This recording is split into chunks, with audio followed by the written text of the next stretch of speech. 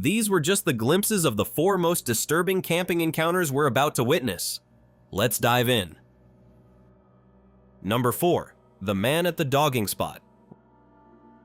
Rob runs a YouTube channel called Rob Outdoor, and his whole thing is based on spending nights in unusual and abandoned locations to document whatever strange things happen while he's there. Most of the time, it makes for decent content. But on July 12, 2024, Rob witnessed something he had never imagined. He pulled into a remote car park in the countryside for what he expected to be a quiet overnight stay in his van. And what he got instead was one of the most persistently unsettling nights he'd ever put on camera, not because anything violent happened, but because of the creeping, slow-building wrongness of everything around him. The location had a reputation: secluded, hard to find, tucked at the end of a road that was rough enough to discourage casual visitors. Rob arrived in the early evening and immediately noticed something off. Several vehicles already parked there, each one occupied by a single man sitting alone. He parked in stealth mode, kept his head down, and started cooking dinner. Chicken tikka masala, pakoras, naan bread, a couple of beers. Reasonable enough for a camping night. But as the evening stretched on, the behavior around him kept pulling his attention back out to the car park. Vehicles were arriving and leaving with unusual frequency for the hour, some circling before driving away. And then a man walked down the trail behind Rob's van, disappeared into the tree line, came back out, and appeared to peer into the rear of the vehicle while Rob was cleaning up inside. Rob grabbed his camera and confronted him, calmly, no aggression, and the man claimed he was deer hunting, which would have been a more convincing story if it hadn't been nearly 11 at night with no equipment and an Astra estate parked in a car park notorious for precisely the opposite of wildlife observation. The man left, casually mentioning he'd probably be back later, and drove away. Then 2 cars started circling the car park and honking at intervals. A motorhome that had been parked nearby packed up and left entirely, and Rob, watching all of this through his windscreen, made the sensible call to follow it. What was happening in that car park after dark? Who those men were? What the horns were signaling? What the man with no hunting gear was actually looking for near the back of a stranger's van? Rob never found out. But the fact that a motorhome full of someone braver than him decided midnight was a good time to leave tells you something about what the vibe was communicating. Number 3. The trail camera at 2:30 a.m. Mary runs a channel called Maximalist Minibus, and her content is the kind of warm, genuine campground living documentation that makes you feel good about the world, which is exactly why what happened on the night of September 10th, 2025 hits as hard as it does. Mary had been putting off setting up her solar-powered trail camera for over a year, waiting for the right SD card, the right motivation, the right Tuesday. She finally picked one up at Walmart, set the camera up on a small footstool near her tent pointing toward the bus, and figured the most exciting thing it would capture overnight was a raccoon eyeing her coffee setup. She woke up the next morning to find her tent unzipped in a way she hadn't left it, opened from the top down deliberately, like someone who knew what they were doing. She brushed it off at first, then she checked the camera. At 2:30 in the morning, an unfamiliar pickup truck passed slowly through the campground and kept moving. Moments later, a figure stepped out of the darkness. A man in a baseball cap and glasses, wearing what turned out to be a trash bag draped over his shoulders against the rain, carrying a flashlight in one hand. He moved quietly and without any apparent urgency, shining the light into the mesh of the tent first, taking stock of what was inside, then moving toward the table nearby to go through what was on it. Then he came back to the tent, and here's the detail that makes this clip genuinely unsettling. He picked up the footstool the camera was sitting on and moved it out of the way so he could unzip the tent and get inside more easily. He had no idea it was a camera. He just moved what he thought was a stool, and in doing so, handed Mary the most unambiguous documentation of what he was doing that she could have possibly asked for.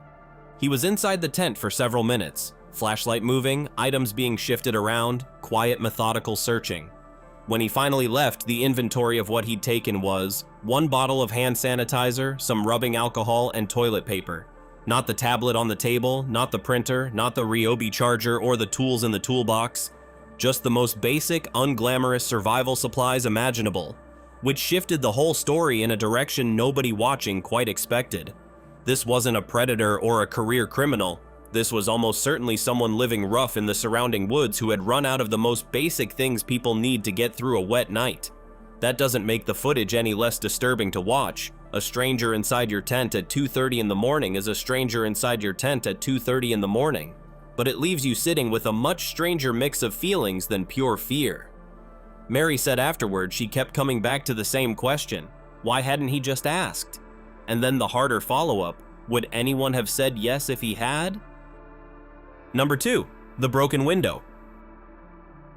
Bahiza runs a YouTube channel built around online business and e-commerce, and the camping content is really just him testing ideas in the real world, which is how he ended up converting his car into a solo camping setup and driving out to a snowy location on February 1st, 2026, looking for a quiet night of self-sufficient winter camping. He had the whole thing dialed in: lowered sleeping platform, upgraded cold weather battery, a Korean butane heater he'd bought based on internet recommendations despite admitting on camera that he was a little sus about burning butane inside a car, and a propane stove for cooking. He installed insulated window covers, left the front windows cracked with mesh bug screens for airflow, cooked himself a meal of salmon on toast followed by a proper main course, settled into his reading, and went to sleep. He was woken up by a flashlight being shown through the cracked window directly into his face, and the blinding effect of it is important, because what followed happened with Bahiza unable to properly see who he was dealing with or how many of them there were. A vehicle had pulled up and parked in a way that blocked him in before the man even got out. The first voice was calm, asking him to open the door. Bahiza tried to communicate through the window, keeping his tone level. The voice repeated the demand, and then the calmness disappeared entirely, replaced with aggression so immediate and so intense that Bahiza said 2 weeks later, reviewing the footage, his heart rate still spiked every time he watched it back. The man started hammering on the windows, screaming at him to open the door, yanking at the door handle. Bahiza climbed into the driver's seat and started the engine, which made things worse, not better, because the attacker responded by escalating to the windows themselves, slamming against them harder and harder until he ripped away the mesh screen and kept going until the glass gave way, showering Bahiza in shards at close range. Right at that moment, and Bahiza described this as the only piece of luck in the entire encounter, the tires found traction in the frozen snow, and there was just enough of a gap beside the blocking car for him to squeeze through and get moving. He drove home with his left eye blurring in and out, which turned out to be because glass had scratched directly across his eyeball. He went through treatment for it. He recovered. And he spent a long time afterward turning over the one question that never got answered. What did that man actually want? Because if it was robbery, the approach made no sense. You don't block someone in and smash through a window when asking them to step out would have achieved the same thing faster. Bahiza never found an explanation that fully satisfied him. What he did find was that the inch between his tire catching traction and not catching traction was the inch between driving home and whatever came next, and he's not particularly interested in finding out what that would have been. Number 1. The Man with the Axe.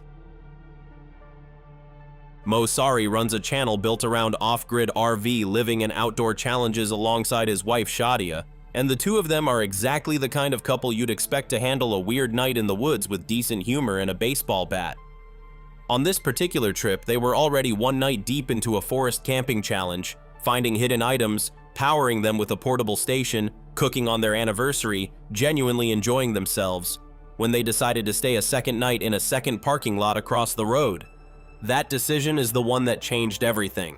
The first sign was a bang against the RV that neither of them could explain. Mo went out with a flashlight and found a rotten tomato smashed against the side of the vehicle. No other cars nearby, nobody visible, no obvious source. Unsettling but not yet terrifying. They went back inside, kept an eye on the surveillance camera, and tried to settle down. Then the camera picked up a figure in the tree line. Mo described it as initially looking almost not human, the way it moved between the trees, the strange stillness of it when it stopped, until the beam of a flashlight resolved it into a person, standing in the dark, watching their RV. Mo went out with his baseball bat. The man threw another tomato at his dash cam, denting it, and then appeared with a dog, or possibly a coyote, they couldn't tell in the dark, before retreating. Mo and Shadia went back inside. Then came the knocking, loud, sustained, against the walls of the RV. Mo went back out again. This time, the trail behind the parking lot, which he hadn't even known existed, led him into the trees, and around a corner in the dark he came face to face with a man holding an axe. Not someone who had been startled holding a tool they happened to have on them. A man with an axe at night who had been throwing rotten tomatoes at an occupied RV for the past hour, who now raised it and moved toward them. Mo and Shadia ran. They got back inside the RV, doors locked, hearts hammering, and Mo, in a moment that is either deeply brave or deeply inadvisable depending on your perspective, decided he wasn't going to let someone scare him out of the woods without at least going back to look. He found the axe abandoned on the trail. He called out into the dark. He heard what sounded like a diesel truck starting up and driving away.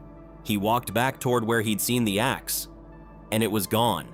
The man had come back. In the time it took Mo to walk 30 yards and turn around, retrieved the axe silently, and left. Which means he'd been close enough to watch Mo standing at the spot where the axe had been, and Mo hadn't heard a thing.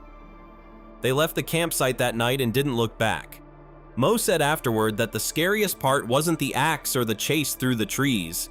It was the silence of the retrieval, the fact that a man who had just chased 2 people with a weapon came back quietly to collect it in the dark while one of them was still standing nearby. That kind of deliberateness is what separates a frightening night in the woods from something that keeps you up for a long time afterward. And for Mo and Shadia, married 7 years to the day, it was not the anniversary dinner they had planned.